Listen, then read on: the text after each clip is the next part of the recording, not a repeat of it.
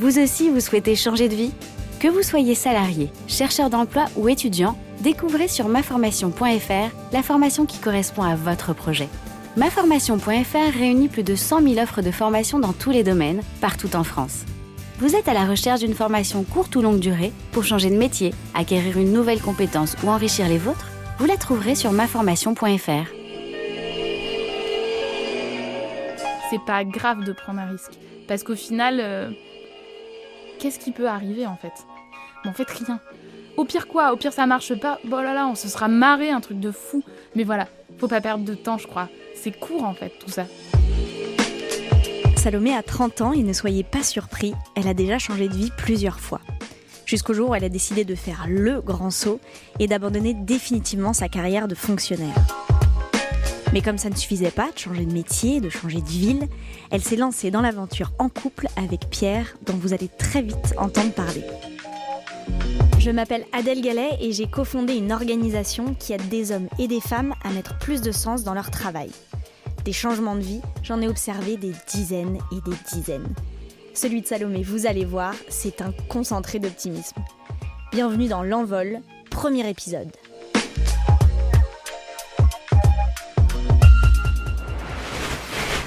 J'avais une passion pendant toute mon adolescence. J'étais amoureuse, on va dire, de la danse.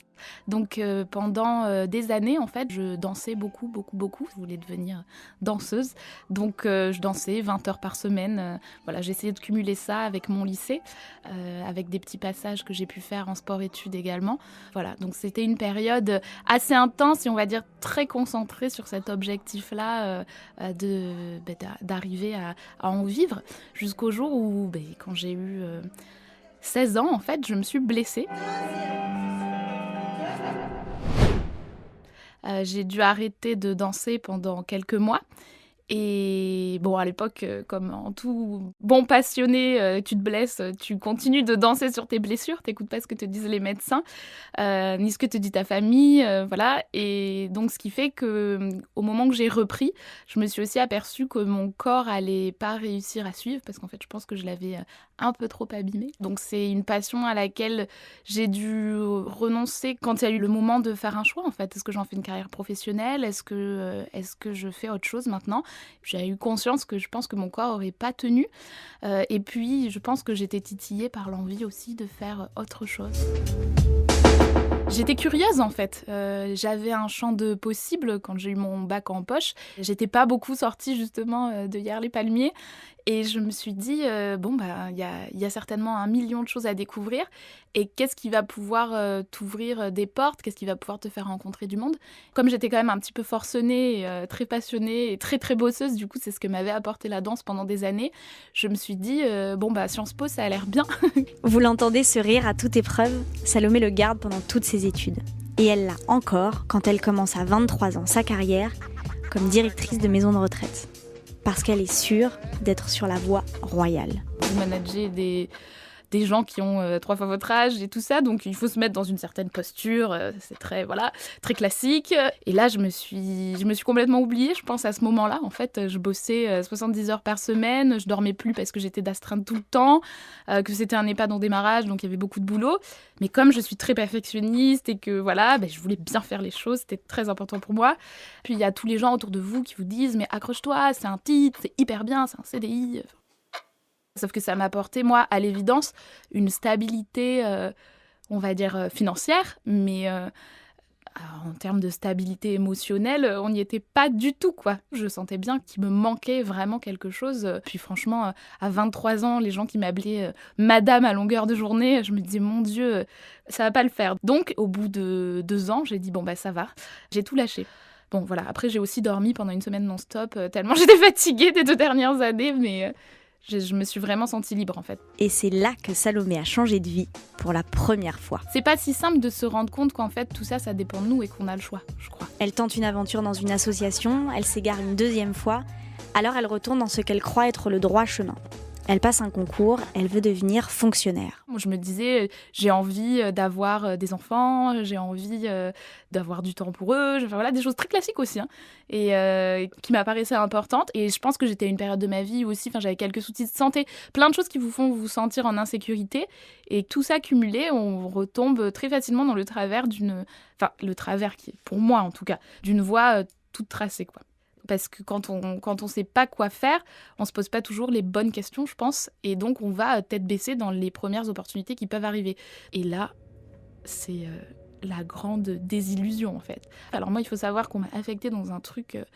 je crois que c'était la direction départementale de la sécurité routière, un truc comme ça. Déjà, quand je vois l'intitulé du stage, je me dis waouh, va falloir y aller pour t'auto-convaincre que t'es à ta place là. Tu vas ramer, mais tu vas peut-être y arriver. Mais vas-y, va chercher au fond de toi l'argumentaire. Mais on arrive toujours à garder la face par rapport à ça et à tordre dans tous les sens, voilà. Et je suis arrivée dans ce service et là, pour moi, ça a été terrible, quoi. C'était dans des longs couloirs. On avait l'impression qu'on ne voyait pas la lumière autour. Il y avait beaucoup de gens qui étaient... qui avaient perdu leur flamme, quoi. Et je suis sûre qu'ils n'étaient pas comme ça, parce que quand ils arrivent à l'école, les jeunes ne sont pas comme ça. Donc comment ça se fait que... Voilà, mais ils avaient complètement perdu leur flamme, ces gens. Ils avaient l'impression d'avoir aucun moyen pour travailler, qu'ils avaient aucun impact. Je me rappelle d'une de mes copines de l'époque qui m'a dit, quand je lui ai parlé de mes interrogations, qui m'a dit « Non, mais en fait, ce qu'on est en train de faire, c'est le rêve de personne. » Et là, je me suis dit « Waouh, mais t'as 25 ans, quoi. » On peut pas se dire c'est le rêve de personne ce que je suis en train de faire. Vous le sentez venir ? Le vrai changement de vie, il est là. Le déclic qu'elle vient d'avoir va réveiller une petite idée qui traîne depuis des années. Depuis qu'elle a rencontré Pierre, son mari donc, et qu'ils ont commencé à rêver ensemble d'un drive to nu. Oui, vous avez bien entendu, un drive to nu. C'est une sorte de supermarché sans emballage. Au départ, j'avais dit à Pierre, très bien, toi tu fais le projet à fond là, le drive to nu. Et moi, je vais garder mes week-ends et puis mes soirées pour t'aider.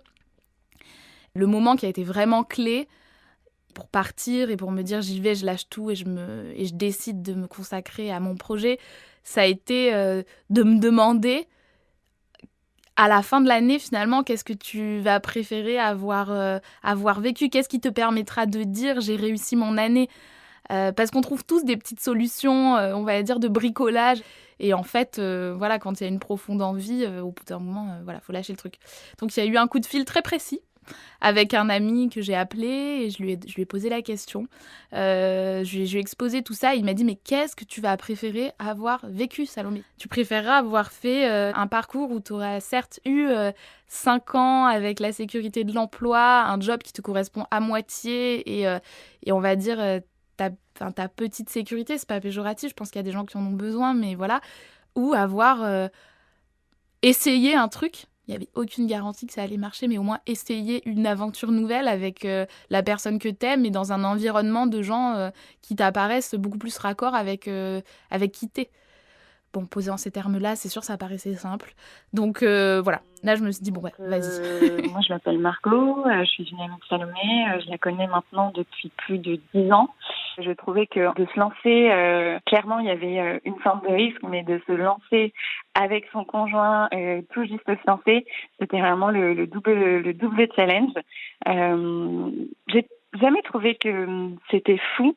Je sais pas, il y avait une forme de confiance qui se dégageait d'elle et qui me donnait moi-même confiance pour la soutenir. Le jour où j'ai fait ce choix, Pierre m'a dit une chose qui était très forte. Il m'a dit « Ce choix, tu le fais, mais je veux plus jamais t'entendre revenir dessus, en fait. » C'est un vrai choix de vie, c'est un choix de vie très fort. Et il m'a dit « Il faudra jamais le remettre en question, il faudra jamais le rediscuter. » À partir de là, c'est hyper libérateur parce que vous pouvez que vous dire en fait là maintenant ce qui m'attend c'est l'inconnu, c'est l'aventure et c'est hyper décomplexant. Parce que du coup on se dit de là de toute façon j'ai zéro sécurité, zéro assurance financière particulière donc à part y aller, je vois pas trop ce qui peut se passer qui soit grave. On se fait souvent un monde de changer, je trouve, et moi je m'en faisais un monde de me dire je vais passer dans l'entrepreneuriat. Et en fait Quand on réalise que le choix n'appartient qu'à soi, il y a un côté extrêmement simple, je pense. Donc je me suis sentie très libre, très heureuse, très contente et encore une fois avec une ouverture des possibles. Sauf que cette fois, je me suis dit, cette ouverture-là, là tu te sens à ta place. Tu es sur un projet qui répond à un besoin social qui te tient à cœur. Tu le fais dans un environnement qui te plaît, c'est-à-dire avec des gens qui t'inspirent, en tes termes, avec un profond sentiment de liberté. Après, des moments difficiles, il y en a plein, c'est pas tout rose. Mais par contre, j'ai jamais remis mon choix en question parce que toujours, à chaque fois, je me rappelle ce moment très fort où je me suis dit, voilà, là, t'es à ta place. Et être à sa place, pour Salomé, ça veut aussi dire s'engager. Consommer zéro déchet, on est parti du constat que c'était compliqué, donc on a eu envie d'associer la simplicité d'usage qu'on pouvait retrouver dans la grande distribution, c'est-à-dire le drive, parce que c'est un mode très simple d'aller faire ses courses, et la consommation zéro déchet, la consommation responsable. Et donc on a créé ce drive tout nu qui en fait, ça fonctionne très simplement, les gens peuvent faire leurs courses directement sur notre site, on leur prépare leurs commandes mais uniquement dans des contenants réutilisables, donc dans des bocaux en verre et des sacs en toile. Ils viennent récupérer leurs commandes le jour et l'heure de leur choix, comme dans un drive classique encore une fois. Et quand ils récupèrent leurs commandes, ils nous ramènent les comptants de la fois d'avant, nous on les lave et on les remet dans le circuit. Donc le drive tout nu, on l'a ouvert le 11 décembre 2018 à Toulouse, après l'avoir un peu testé dans tous les sens pendant 1 an pour être sûr que ça répondait bien à un besoin et qu'il y avait un vrai marché pour ça. Et ça a rencontré un formidable accueil. On a recruté 4 personnes pour compléter notre équipe. On en a 2 autres qui vont nous rejoindre. Donc, on va être 8 sur le projet. C'est une super belle aventure qui avance et dans laquelle on adore parce qu'on apprend plein de choses tous les jours. Le fait de monter le drive tout nu en couple avec la personne que j'aime, c'est vraiment magnifique. C'est une superbe aventure. C'est plein de challenges. Alors les gens m'ont dit mais vous êtes complètement tarés. Mais on s'est dit pourquoi pas. Enfin il y en a d'autres qui l'ont fait avant nous. Ce qu'on a fait c'est qu'on a charté en fait quelles étaient nos règles. Répartir très clairement les tâches de chacun. Ça c'est une première règle. C'est la plus importante pour nous. C'est très important que chacun ait le pouvoir de décision sur son domaine. Alors ça n'empêche pas l'un et l'autre de donner l'avis respectif. Quand Pierre a construit une gamme avec 70 bières sur 200 produits, je lui ai dit peut-être que tu exagères un peu, qu'il faudrait élargir. Et pareil, quand des fois je fais des trucs qui lui semblent insensés, il me le dit. Par contre, on a un pouvoir respectif, un veto chacun sur son domaine et un pouvoir de décision. Ça, je pense que c'est très important. Ça évite de se marcher sur les pieds, ça évite les incompréhensions. Ça, c'est bien. Et après, il faut essayer, et je dis bien essayer parce que franchement, nous, c'est pas parfait, hein, c'est un équilibre qui bouge tout le temps, de se garder des moments où on existe en dehors de ça, de se garder des week-ends, de se garder des soirées. Donc nous, on a nos jeudis du love, on appelle ça, où tous les jeudis soirs, on essaye de se garder un moment à nous. Donc c'est un apéro, c'est un resto, mais voilà, on n'en parle pas. Et au moins... pas toujours le cas en ce moment, mais parce qu'on court beaucoup depuis l'ouverture, mais au moins un jour de week-end. Aujourd'hui, je dois avouer que je trouve à peine les mots de voir ce changement maintenant. Ça va faire un peu plus de 2 ans qu'elle a fait ce grand changement. Je la trouve rayonnante, d'une grande sérénité, alors que la charge de travail, la pression est là. Je pense même qu'elle est encore plus intense que ce qu'elle aurait pu faire par ailleurs, et en même temps j'ai jamais trouvé aussi sereine, donc c'est vraiment inspirant pour les autres, pour ceux qui ont des doutes. Je crois que la prochaine chose que j'ai envie de changer dans ma vie, en tout cas sur laquelle j'ai envie de m'améliorer, c'est sur le regard que je porte sur les choses. J'ai la chance incroyable d'avoir un mari du coup et associé qui voit toujours la vie avec des lunettes roses en fait. C'est-à-dire qu'il voit tout dans le positif. Alors, ça peut avoir un côté agaçant des fois parce que quand le lave-vaisselle est bloqué sur un rond-point, que les 1 milliard de bocaux sales s'accumulent au drive tout nu, qu'on n'a pas été livré à temps, que les clients vont pas avoir de trucs et que lui, il est hyper zen et tout, ça fout les nerfs des fois. Mais je me dis, mon Dieu, mais quelle chance de regarder en fait en permanence le monde à travers le verre à moitié plein. Et j'ai réalisé récemment, à travers des petites épreuves qu'on a eues, qu'en fait, tout ça, le bonheur, ça dépend vraiment que de soi, quoi.